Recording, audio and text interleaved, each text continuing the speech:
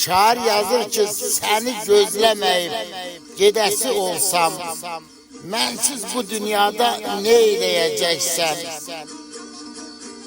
Hərdən darxanda qərib axşamlar, ulduzlu göyləri seyr edəcəksən.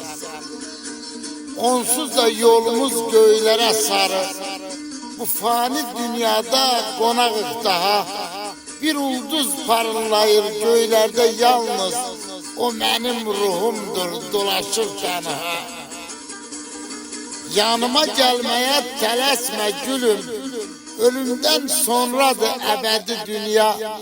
Ölüme inanma, yalandır ölüm, bir şirin yuxudur, rüyadır dünya.